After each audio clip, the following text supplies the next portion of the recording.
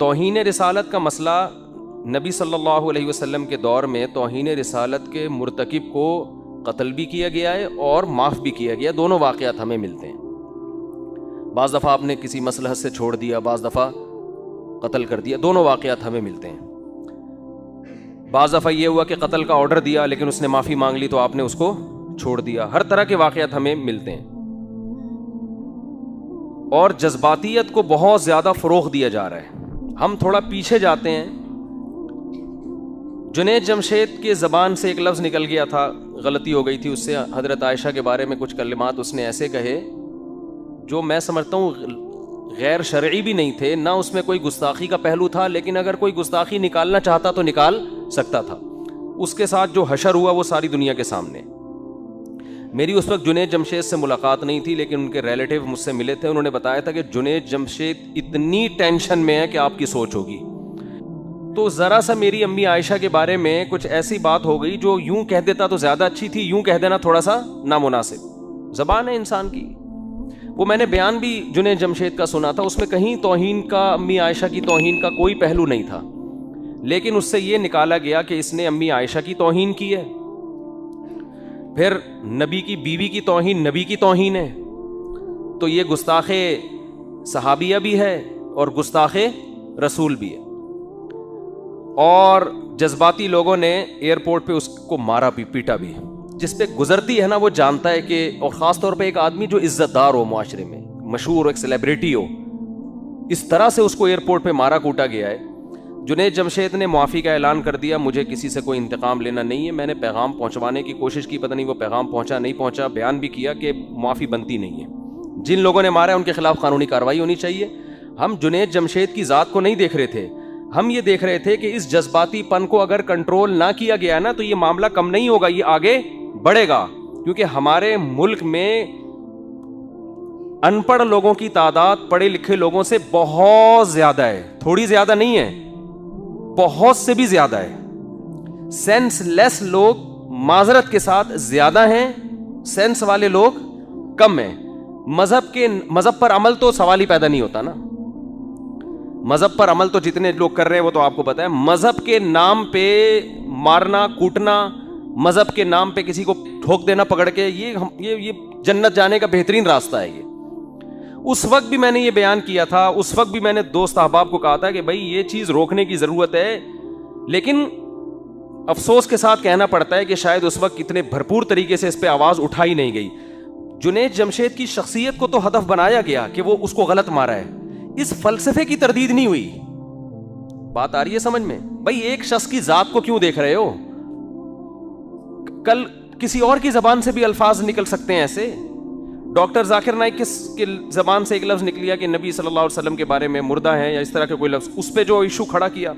یہ نہیں دیکھ رہے کہ ایک آدمی ہزاروں لوگوں کے اسلام میں داخلے کا سبب بن رہا ہے, وہ نبی کے مشن کی تکمیل کر رہا ہے, مگر زبان کی جو غلطیاں ہیں ان کو پکڑا جا رہا ہے. سرگودا میں بے نظیر صاحبہ جب وہ اپنے دور میں وہ آئیں بیان کر رہی تھیں تو انہوں نے بیان کے دوران اذان ہونے لگی, تو اردو ان کی اتنی اچھی نہیں ہے, انہوں نے کہا اذان بج رہا ہے آپ لوگ خاموش ہو جائیں.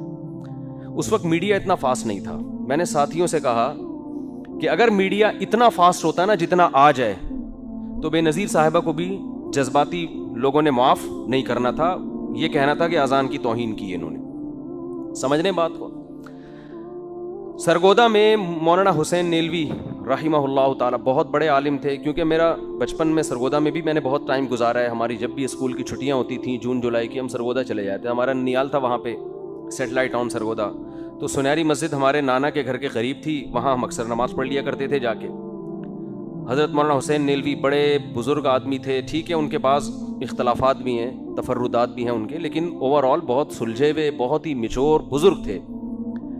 انہوں نے کوئی کتاب لکھی, اس میں ایسا لفظ لکھ دیا, انسان لکھتا ہے لمبی لمبی کتابیں, اس لفظ کو بنیاد بنا کے ان کے خلاف عدالت میں کیس کیا گیا کہ انہوں نے حضرت حسین یا حضرت حسن ان کی توہین کی. حالانکہ وہ توہین بنتی نہیں تھی, لیکن کوئی کشید کرنا چاہتا نا اس سے توہین, کوئی نکالنا چاہتا تو نکال بھی سکتا تھا.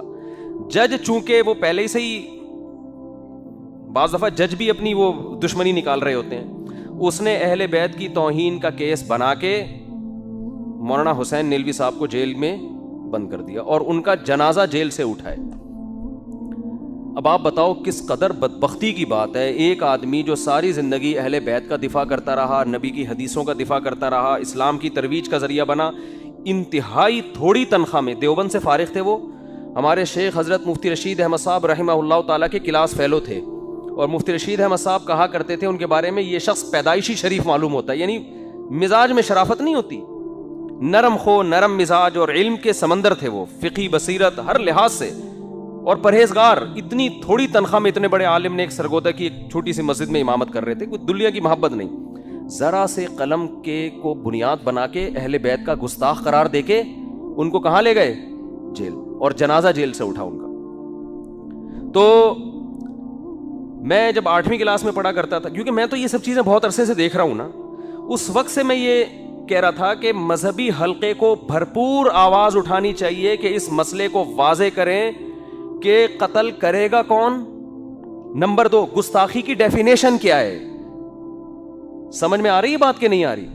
گستاخی کی ڈیفینیشن کیا ہے؟ گستاخی کی ڈیفینیشن میں اور آپ نہیں کریں گے, یہ لا میں لکھی بھی ہونی چاہیے, قانون میں لکھی بھی ہونی چاہیے, لوگوں کو پتا ہونا چاہیے کہ گستاخی کا مطلب کیا ہے, اور پھر اس کی بھی مزید کچھ تفصیلات ہو جو میں انشاءاللہ بھی آپ کو بتاتا ہوں. میں جب 8ویں کلاس میں پڑھا کرتا تھا, ایک واقعہ ہمارے سامنے آیا کہ کہیں سیرت کانفرنس ہو رہی تھی, اس سیرت کا پوسٹر کسی نے کسی کے گھر پہ لگا دیا, گھر کی دیوار پہ, نیچے نالا بہ رہا, دیہاتوں میں ایسا ہوتا ہے نا, نالے بہ رہے ہوتے ہیں گندے پانی کے. یہ صاحب جب گھر سے باہر نکلے, انہوں نے کہا یار یہ میرے گھر کے باہر پوسٹر کیوں لگا ہوا ہے؟ انہوں نے پوسٹر پھاڑ دیا, پوسٹر پہ نبی کا نام لکھا ہوا ہے, وہ کاغذ گر گیا نالی میں. اس بندے کی قطعاً نبی صلی اللہ علیہ وسلم کے نام مبارک, نام مقدس کو نالی کی نظر کرنا نہیں تھا, وہ پوسٹر کو دیکھ رہا ہے کہ یار میرے گھر کی دیوار کیا ہو رہی ہے, خراب ہو رہی ہے. لوگوں نے کیا کیا جی, گستاخ رسول کے کیس میں محترم کو عمر قید کی سزا میں اندر کر دی.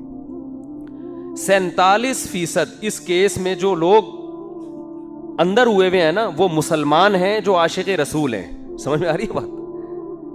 جن پہ گستاخ رسول کا الزام لگائے اور اس الزام کی بیس پہ وہ کہاں ہیں؟ جیل کی کوٹریوں میں ٹائم گزار رہے ہیں, جس میں علماء بھی ہیں, جس میں عاشق رسول بھی ہیں, جو حاشا و کلا کبھی سوچ بھی نہیں سکتے کہ ہم نبی کی گستاخی کریں گے, لیکن جس نے اپنی ٹھڑک پوری کرنی ہوتی ہے, کسی سے دشمنی نکالنی ہوتی ہے, کسی بھی بات کو بنیاد بنا کے وہ گستاخ رسول کا فتویٰ لگا کے کیا کر دیتا ہے. تو یہاں جذباتیت میں یہ سب کچھ ہو رہا ہے کہ توہین کی ڈیفینیشن کیا ہے, اس ڈیفینیشن کو ڈیفائن کرنے کی بہت زیادہ, بولو بھائی, ضرورت. آپ قانون ہاتھ میں لینے کی کوشش نہ کریں, اس کے سائیڈ افیکٹ بہت زیادہ نہیں ہیں, انتہائی خطرناک ہیں. اور آپ کو کیا پتا, آپ کے ملک کا جو امیج ابھی دنیا کے سامنے گیا, اتنا بھیانک گیا ہے نا کہ اسلام کا امیج.